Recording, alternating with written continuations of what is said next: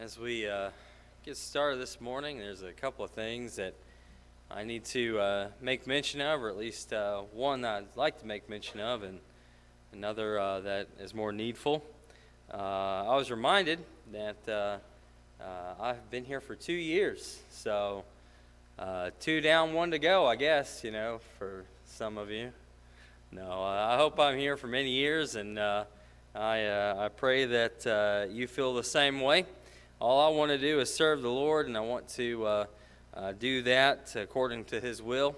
And if you're on the same page as I am, which I hope you are, then we should have many years of service together, Lord willing.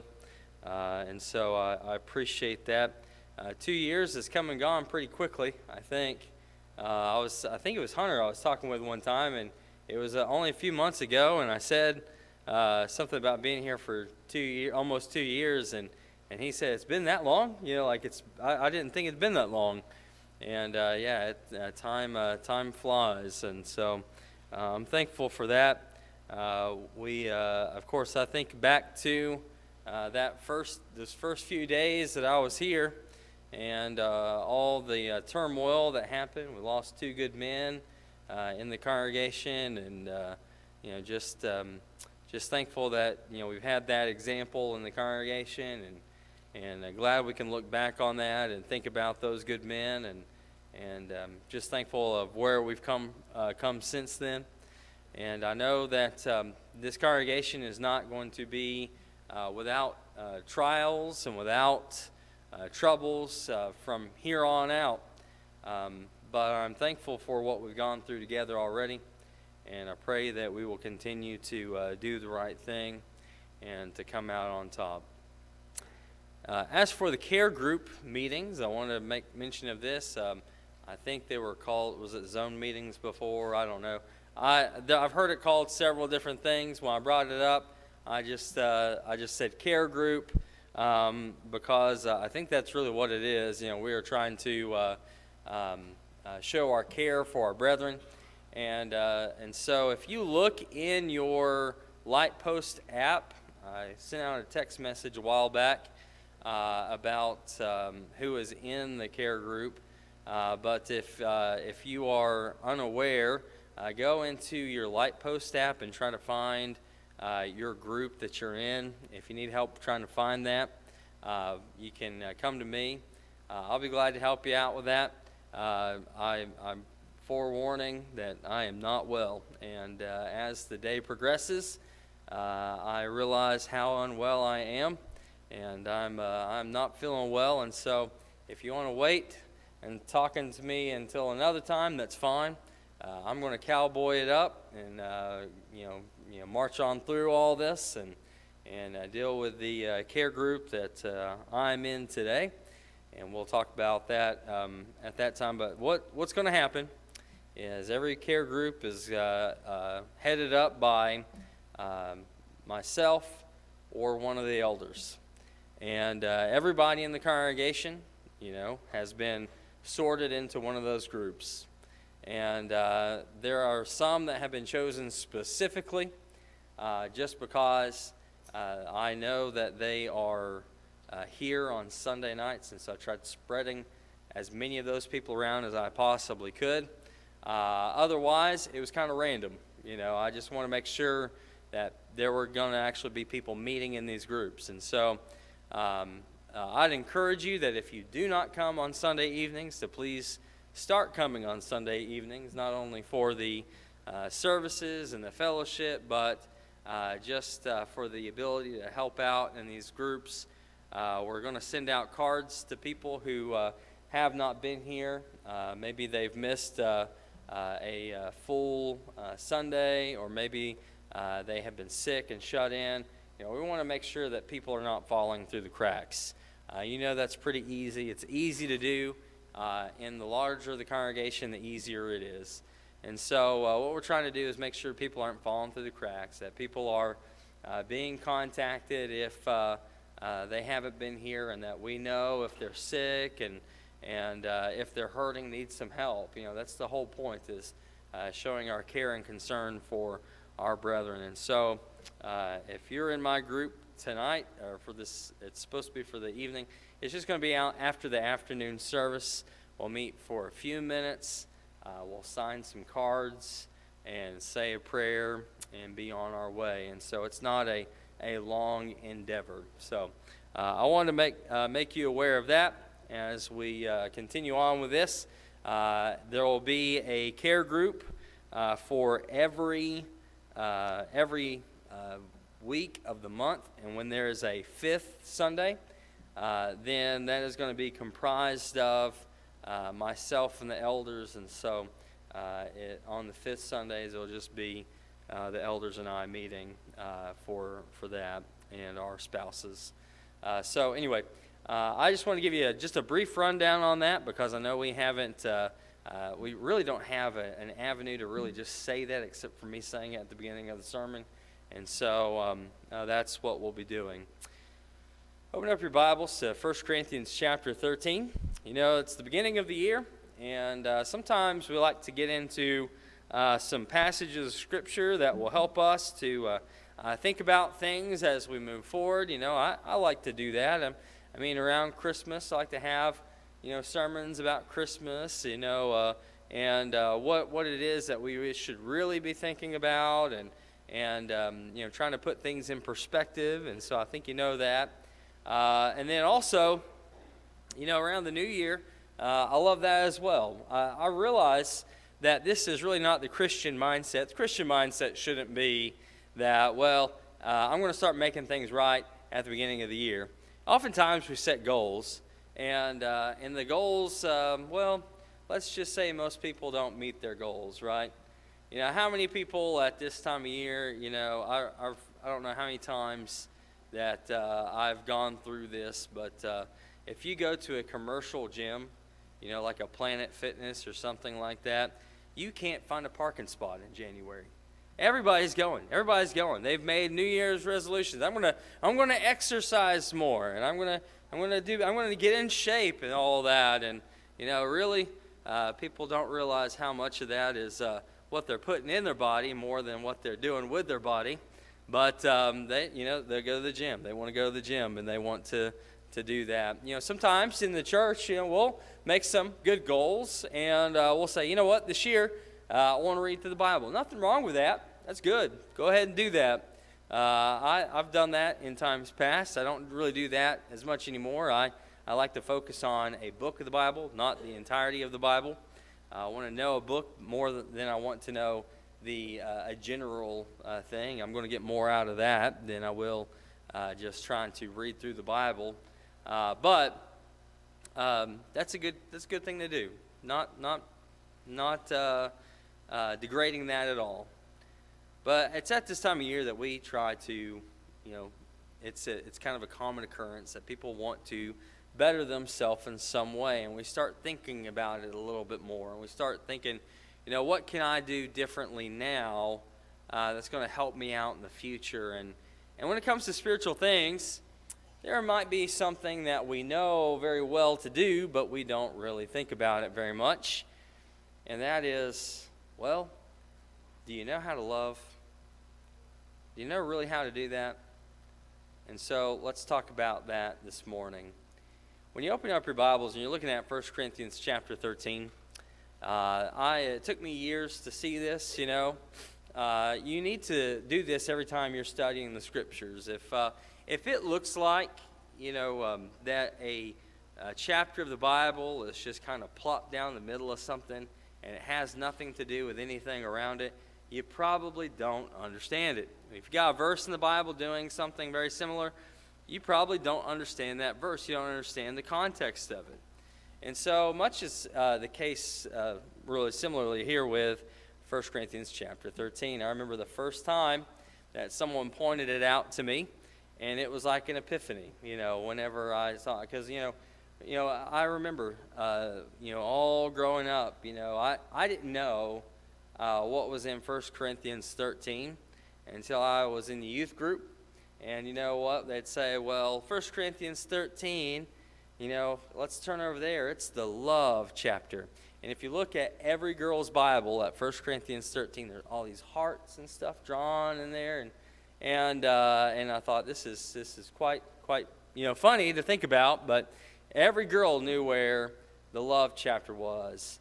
But this chapter is much more than just some kind of a romantic love. That's actually not what it's describing at all. It's not describing a romantic love. While the principles here are very good for a marriage situation, this is a broad sense. It's a broad sense of the word. And it deals more with brethren right here than anything else. That's what it's being written to. Now, if you go back to the first century, when this was written, there were people that had miraculous gifts. They were able to use them. These miraculous gifts were passed on by the apostles, by the laying on of the apostles' hands. And, of course, when they died, that all went away. But at the time that this is written, well, they were still in full force. Matter of fact, when you go over to 1 Corinthians chapter 1, you're going to find that in chapter 1, this is alluded to, that they have not come lacking in any gift. They've got all of the gifts of the Holy Spirit in the Corinth church, which is, unheard of in the rest of the Scriptures. We don't know that anybody else was like this. As a matter of fact, when you look at the Corinth church, you go, well, why did they get all of them? Because of how rampant they are in sin in various ways. And you go, why is it that they had all of them and maybe other congregations possibly did not? And as you go through, you start saying that, well, there's some problems. They have some divisions among them. It first starts off with, having a division over preachers and liking one preacher over another. And as you get into it, you start realizing that there's more division, but it's based on the fact that people have spiritual gifts that other people want they don't have. Maybe they don't even have a spiritual gift. They don't have the ability to speak in tongues or something like that. And so they want that. They don't have anything and they want that. Well, then, there could have been people that had a spiritual gift and thought, well, my spiritual gift isn't that great because, well, look at their spiritual gift. It's so much better. They have the ability to heal, and I don't, And so there's all these different things that could be going on here. And so in chapter 12 and in chapter 14, you have this unifying of this thought process of, hey, you've got to get together. You all are working together. You're a part of a body that is, just fitly framed together here, that you're all working together, and it's all because you're brethren. You're brethren. Now, when you get to chapter 13, it's showing us something better than just having spiritual gifts. And if you keep that in the back of your mind, as we go through this, it makes a whole lot more sense.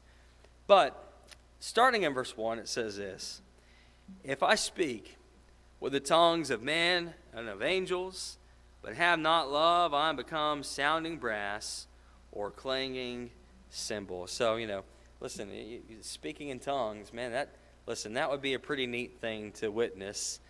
Someone having no prior training in this. This is not what really goes on. I've heard in seminaries that they actually train people to speak in tongues. Well, that's not what was going on. They weren't being trained at all. They weren't being trained to speak in tongues. Matter of fact, it's actually quite a hoax to hear what they do.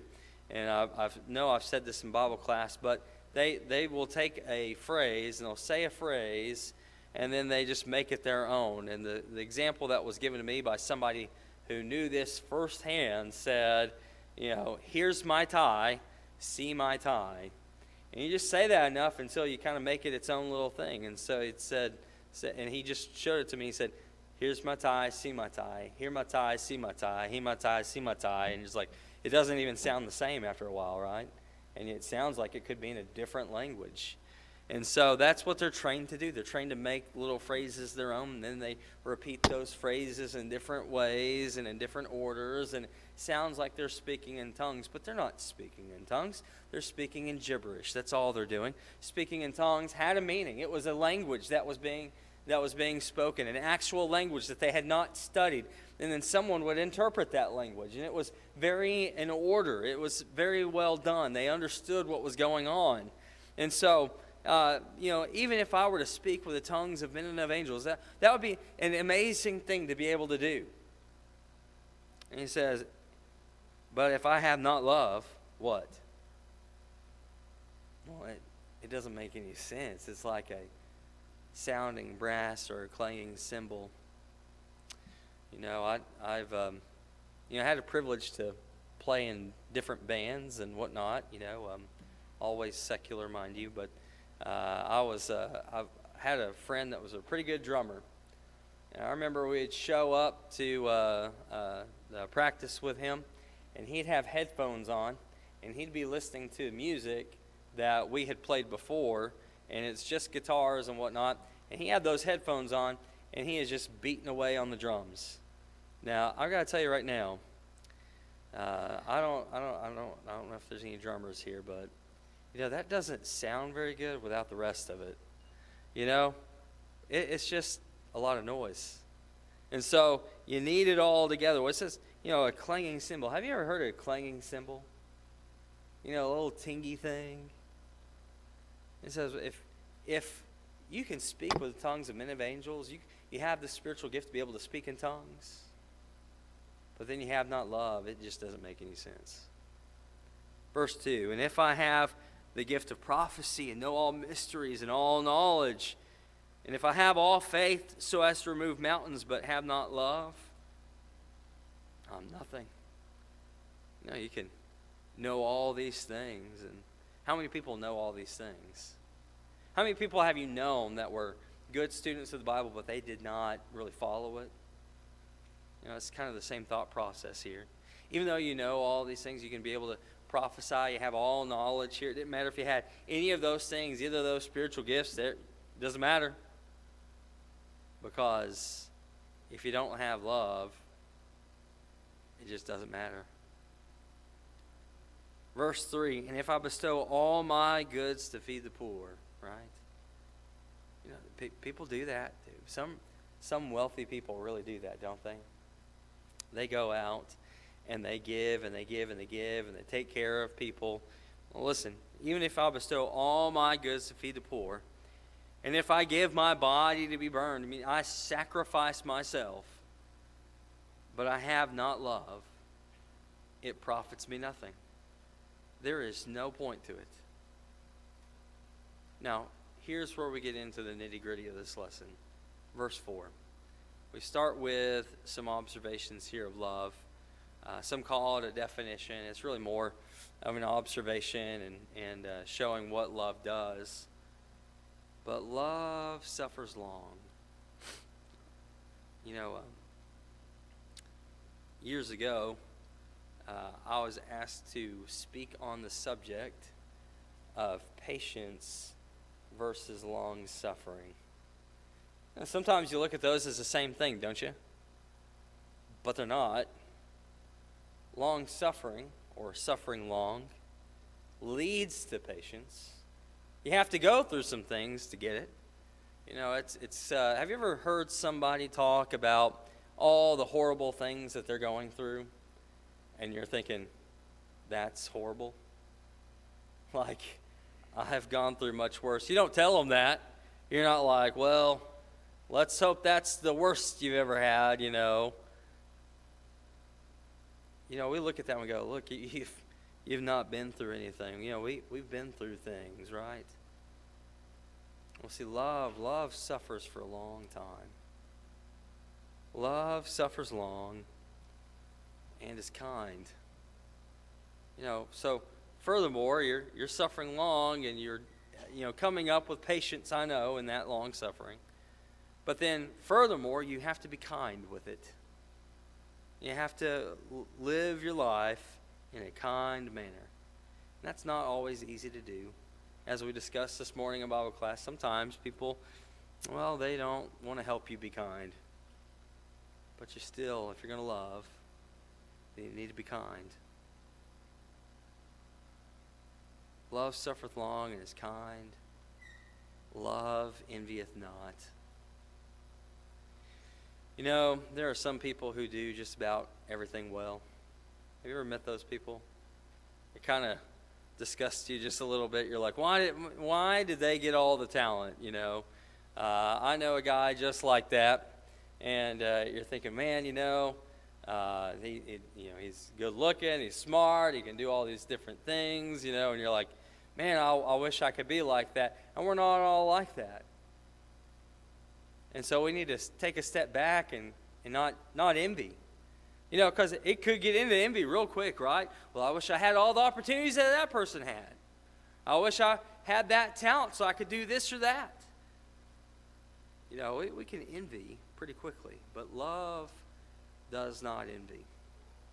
Love doesn't get jealous of other people. Love vaunteth not itself. It does not boast. You know, have you ever met somebody that was, maybe they don't say it quite like this, but this is how you feel around them? You know, you're around them and it's kind of like, well, you know, I'm kind of a big deal, you know, kind of a thing. You know, you're lucky to be around me because, well, I'm pretty awesome. That's called boasting. No, love does not do that.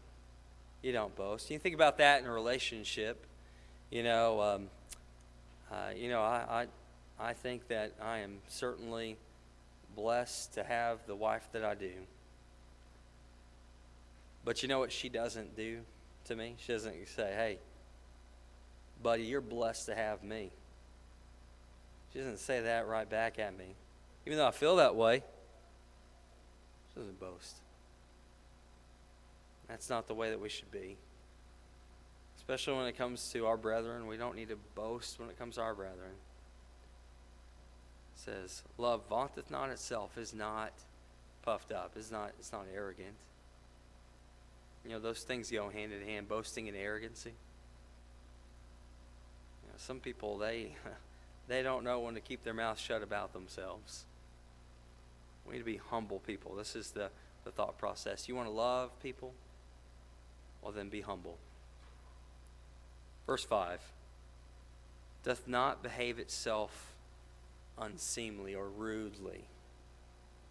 You know, you're not going to be rude. You're going to be considerate. You're going to think about other people's feelings. That's what love does. Love is not rude. Love does not speak rudely. Love does not behave rudely.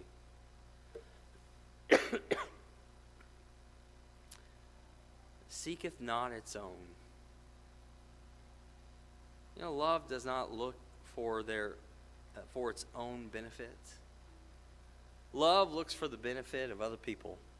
Love is looking to help other people out, is seeking the betterment of others, not themselves. Is not provoked, and taketh not account of evil. I want to spend just a moment on this, if you will. So is not provoked. You can't provoke love. You know, that's not the thought process. You know, what is provoking? Well, you know, someone might provoke somebody to anger. Well, you know, love does not provoke and is not, you know, allowing to be provoked. But here's part of the problem with this, and something that we need to point out very specifically. It says, taketh not account of evil. This is an interesting phrase in the original text. This is an accounting term meaning to add up, take account of, you know, to add up. And so basically it is the storing up of wrongdoings. And so, does that sound pretty practical right off the bat? That's not storing up wrongdoings. Oh man, that's hard to do, right? You're in a situation with somebody that you've had multiple altercations with, and then you're just like, well, this is just typical. Look at you. You're just doing this over and over again. You remember when you did this 5 years ago?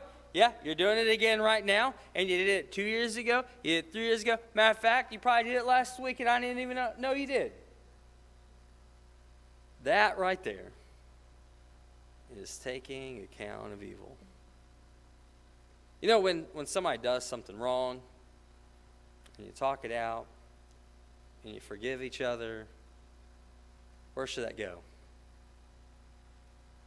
It's done. It's over. You leave it alone. It's not a point of contention any longer. But some people, you know what they do? They store it up. And say, you know what? You did me wrong this time. Okay, well, I'm going to file that away, put that in my pocket there. I'm going to wait for a time that I can use that. And then when the time comes, I'll use that against you just to hurt. Love does not do that. Love does not take account of evil. They don't store up wrongdoings. You know what love does? Love rejoiceth not in unrighteousness. They don't like it when you do something wrong or when you fall. Love rejoiceth with the truth. You know, love likes to see people doing the right things. Love does not enjoy wrong. Love enjoys right. I want to pay special attention here to verse 7. It says, beareth all things, believeth all things, hopeth all things, endureth all things. Well, you know, it bears all things. Right? You're gonna put up with things a little bit more whenever you love somebody. You're gonna bear a little bit more of a burden there with somebody. But here's part of the issue that I want to cover a little bit more specifically. It says, believeth all things.